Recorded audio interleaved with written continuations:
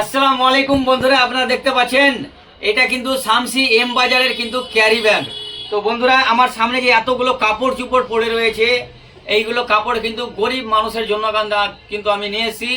আপনারা দেখতে পাচ্ছেন এই যে এত সুন্দর সুন্দর কিন্তু আমি জামা প্যান্ট শাড়ি টাড়ি কিন্তু অনেক রয়েছে। এই যে আমি এইগুলো নিয়ে এসেছি, কিন্তু কালকে কিন্তু আমি এইগুলো সব গ্রামে গ্রামে কিন্তু দিব। আর অবশ্যই আপনারা সবাই এই ভিডিওটাকে এত দ্রুত গতিতে শেয়ার করবেন যেন এই ভিডিওটা যেন ফর ইউতে চলে। আর বন্ধুরা, আপনারা দেখতে পাচ্ছেন এখানে কিন্তু আমার কাছে স্লিপ রয়েছে। এখানে দেখতে পাচ্ছেন এটা কিন্তু এম বাজারের স্লিপ, ঠিক আছে। কিন্তু আমি আপনাদেরকে অ্যামাউন্টটা দেখাবো না, এখানে কত টাকার আমি কিন্তু এই মালটা নিয়েছি। তো আমি আপনাদেরকে কথা দিচ্ছি, এইরকম ভিডিও যদি আপনারা আরও দেখতে চান তাহলে অবশ্যই কালুর বাবা চ্যানেলটাকে অবশ্যই আপনারা সবাই ফলো দিয়ে পাশে থাকবেন। আর এই দেখতে পাচ্ছেন এখানে কিন্তু অনেক ব্র্যান্ডেড কিন্তু আমি জিনিস নিয়ে এসেছি, ছোট থেকে বড় অবধি। মা বোনদের জন্য আমি শাড়িও নিয়ে এসেছি, কিন্তু শাড়িগুলো কিন্তু আমি ক্যামেরার সামনে নিয়ে আসিনি। অনেকগুলো শাড়ি আছে, এই যে দেখতে পাচ্ছেন এইগুলো কিন্তু বাচ্চাদের আছে কিছু কিছু। আর এই যে জামাগুলো আছে দেখতে পাচ্ছেন, এইগুলো কিন্তু ব্র্যান্ডেড মাল ভাই।